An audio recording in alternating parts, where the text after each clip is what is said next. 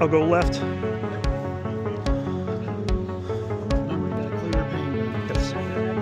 Shooter ready! Yep. Stand by!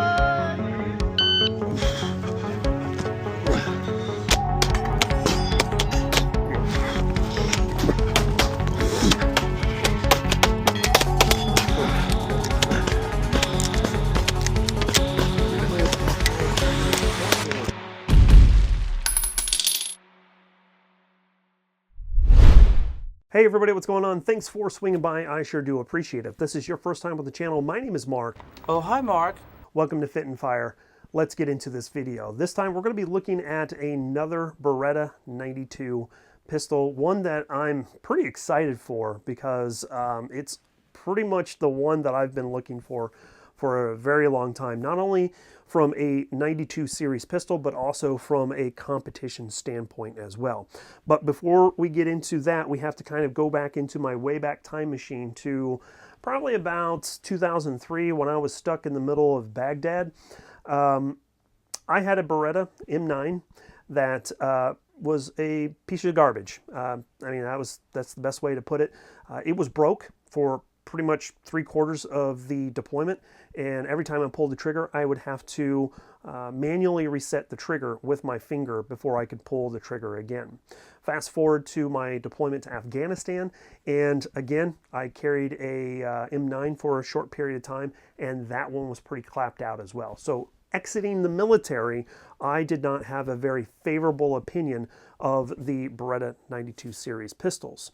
However, good friend to the channel, my best friend, shocker shooter, he was like, man, you should really give the Beretta 92 a second chance and actually look at a good representation of that pistol. So I did, starting with the 92FS, and have to admit that my mind has been changed when it comes to that. That pistol, in learning not only from you guys in the comment sections, from all the videos that I've done over the 92s, I've learned a lot, and I found that it's a far better pistol than I ever imagined it to be. So with that being said, we're going to be looking at the Beretta 92XI SABBIA. Sabbia, if I have that pronunciation correct, is Italian for sand, and you can definitely see the reason why.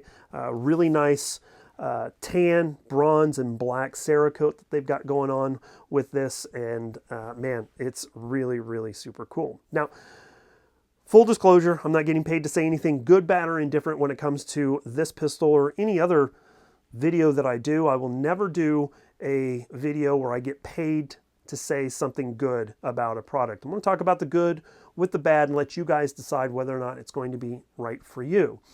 I have received this from Beretta, so I do appreciate them taking a chance on someone like myself and sending me this pistol. They also sent another pistol we're going to be doing a review on as well, kind of comparing these two pistols. That will come in the future because this one I'm using to prep for competition season. It just started for me last weekend. So needless to say, again, going to talk about the good with the bad and let you guys decide. So the last thing that I will say as well, if you guys are interested in this pistol or anything else, I've got tons of information in the pinned comment. So swing on by and look at that. I will have links to not only like Vertex, who supports this channel, got a discount code for that, but I've also got a link to the Live, Laugh, Larp podcast. Definitely swing by, check that out. It's been a lot of fun. I will also have a gear list that will have additional information about this pistol as well. So again, check that out. Okay, so I guess we need to talk about the reasons why I'm looking at this pistol instead of the CZ SBO1 Tactical or the Springfield Prodigy or the 92X RDO Centurion that I just recently did a video on and thought that it was going to be my competition pistol. Needless to say, I wanted to look at this one because it has a bit of a different feature set than some of the other ones. Obviously, CZ SBO1 Tactical has been great. Really did like that one. The Springfield Prodigy has been good, but I've had some concerns with it and its reliability after getting about 200 to 300 rounds through it. And then the 92X RDO and the RDO Centurion, those have been really, really good. But this one takes it to the next level. And the reason for that is, number one, it comes with a threaded barrel, and number two, it is single action only. So your safety is going to be frame mounted, which is really nice, and you're going to have a very, very crisp trigger on this. Man, let me tell you, let's ghost this real quick. Obviously, there's going to be some take up, which is going to be pretty similar to that of the 92 double action, single action style trigger. But once you hit that wall, it is a wall. And when you pull the trigger, it just breaks right on over. I will say that is about I'm going to say about a 5-pound trigger, which is not what you would expect for a single action only trigger, but I will say that it doesn't feel that way. And the only reason why I say it's a 5-pound trigger, because that's what my gauge is saying, but in the reset right there, when I pull that trigger, it just doesn't feel as heavy as you would expect. Definitely heavier than a 1911 or a 2011 or something like that, but still very crisp, easy reset, and you will see that I've been able to put rounds on target very, very fast. So there is one of the major reasons why I wanted to run this pistol over the others, is because of that single action only aspect. Obviously, the Springfield Prodigy is single action only as well, but this one I think does it a little bit better because of its reliability. And that's something that the 92 series has been based on, is the fact that it is extremely reliable.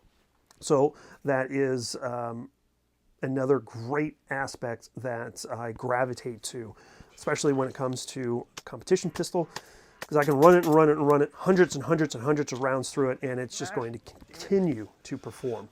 Obviously, you can see front and rear slide serration, so if you want to grab up over the top and charge this, you can do that. It does come with a threaded barrel, and as you can see, it has a comp on here. Now, this comp is something that I've added to this pistol. It's a Parker Mountain Machine comp, and I really do like not only the vibe of it, it just looks really cool, but I have found that it has helped stabilize this a little bit better. Watching the videos from Grand Thumb, he did a video here recently talking about the M9A4, and you could see in his video this thing was rocking back and forth in his hand, even though he had a pretty strong grip on this. Adding that comp on there has really flattened this out and has allowed me to put rounds on target very, very fast and very accurately as well. I'll touch on that when it comes to accuracy here in just a second, because my second competition that I just ran last night as I'm filming this, not my best example. We'll talk about that in just a second.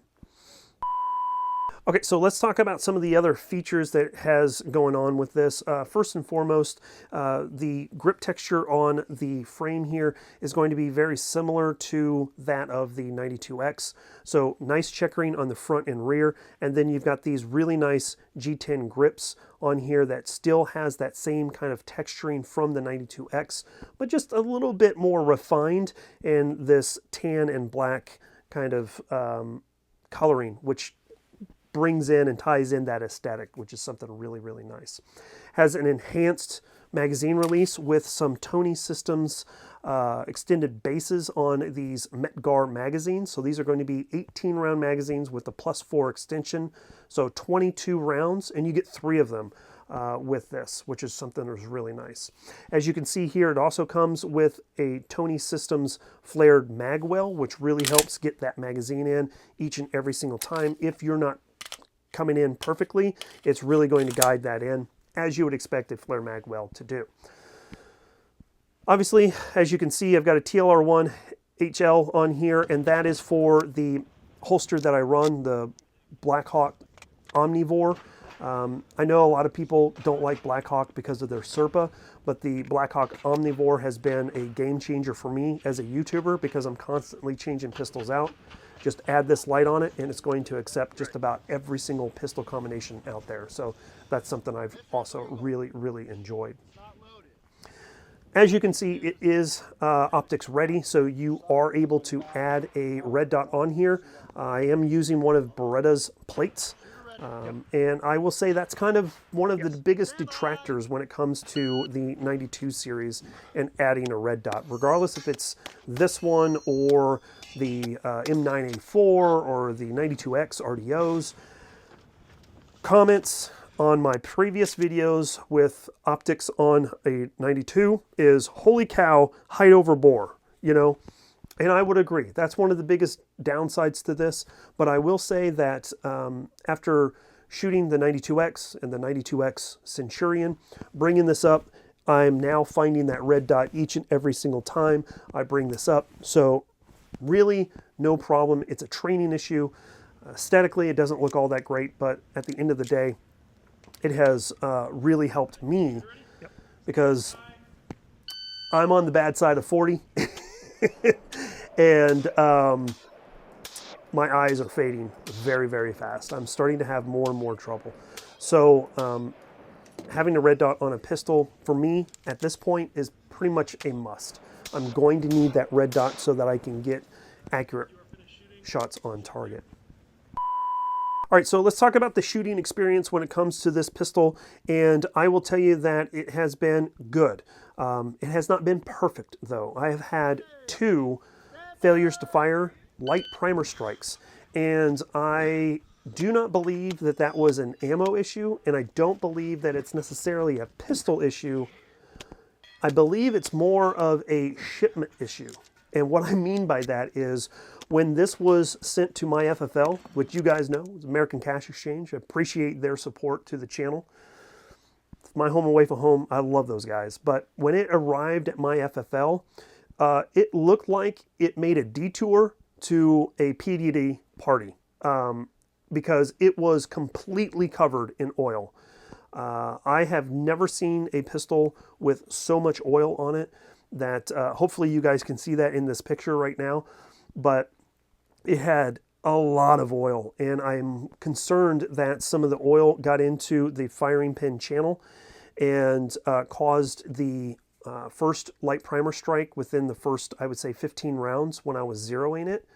Don't have video for that of you guys, for you guys, but I was just zeroing the red dot at my 2-gun event just last weekend, and that's where I came into the first one. And then the second one came during a stage. I was actually having a pretty good stage until it happened, and then I kind of fumbled the tap rack a bit and lost some time, but essentially both of those happened within, I would say, the first 50 rounds. And since then, I've ran another 8 stages in competition and have had no issues with this whatsoever. So to be fair, that was an operator issue, not necessarily a pistol issue, because normally I will put 100 to 200 rounds at just a range session before I take it to a competition. Unfortunately for me, time just got away from me, and the next thing I know, I'm like, oh crap, the 2-gun competition's tomorrow morning, and it's like 8 o'clock at night. I'm like, oh, I really screwed this one up. So while I will tell you that that was a concern, I don't think it was a concern necessarily of the pistol. It was more of the operator not doing its due diligence and taking care of it before I went to the range. Naturally, I pulled this apart, wiped everything down before I took it to the 2-gun event, but even still, I still had a lot of oil left over as it's working itself out. So again, I think that oil kind of got into this firing pin channel. So just be aware of that if you guys decide to get one of these. The other thing that I will say is I didn't get a really good zero when I was prepping for the 2-gun event last weekend, and it showed in my IDPA match last night as I'm filming this video. I did have a lot of rounds that were to the left, and it caused a lot of points down in my competition last night. So I did not have a good showing at the competition, so I was a little let down. But again, I don't think that that is anything to do with the pistol itself, nor the red dot. I think that it ends up being just lack of preparation on my part, making sure that I get a really, really good zero, and making sure that I'm ready for the competitions. Just kind of winged it, and that's definitely not the way to go about it. Now, it's better to do it here than, say, at Kalashnikon when things are riding on it. You know, there's prize tables and stuff like that, and last year I took 4th place. I'm hoping to podium this year, so I wanted to up my game and make sure that I had a pistol that was going to make me extremely competitive, and I think that this is going to. So that's kind of where I stand with this. Let's talk about the red dot just briefly. I've already looked at this. This was on the 92X RDO Centurion, and I will say that this red dot is actually pretty good. This is from a company called Siley, and this is their Chameleon SR S8. It is going to be very similar to an SRO, but it's not polymer. It's actually got an aluminum housing, which makes it a little bit more rugged. Would I drop this? Would I do like a Sage Dynamics drop test from 6 feet? No, I wouldn't do that. I don't think it would survive. But at the very least, bang it around stuff, or, you know, accidentally dropping it on the tailgate of my truck or something like that wouldn't cause it to shatter. So that's something I kind of like. If you guys are interested in me doing a drop test, I might put it on a different pistol and try it. But needless to say, as it stands in competition so far, this red dot has ran very, very well. If you guys are interested in where to find that, again, look in the pinned comment. I'll have some additional information for you guys. So there is my initial look at the 92XI SAO. This pistol, first couple of rounds has been great, and I just really do like this setup, and I'm pretty positive this is going to be my go-to pistol when it comes to competition. And, you know, if I could find a good holster for this, I might even carry it from time to time as well. If you guys have some recommendations on a holster that will accept a light and a comp and is optics cut, man, let me know down in the comment section down below, because this actually would be really cool to carry from time to time. But needless to say, if you guys have any questions, comments, concerns, complaints, manifestos, anything whatsoever, put it down in the comment section down below. I would greatly appreciate it. With that being said, we're going to go ahead and wrap up this video. I really do appreciate you guys swinging by and supporting the channel. Naturally, if you think that I have deserved a subscribe, I would appreciate you considering doing that. Likes, comments, and shares are the best way to support this channel, as well as checking out those links in the pinned comment as well. Naturally, there's going to be a lot more content on this pistol, as well as a kind of bigger brother to this one as well. So we're going to be doing some comparisons and taking a look at this. We're going to put a lot of rounds through this, and I'm really excited to do that. With that being said, we'll go ahead and get out of here. Thanks so much. We'll catch you guys next time. As always, freedom through strength. Here comes a high five. Bye, y'all.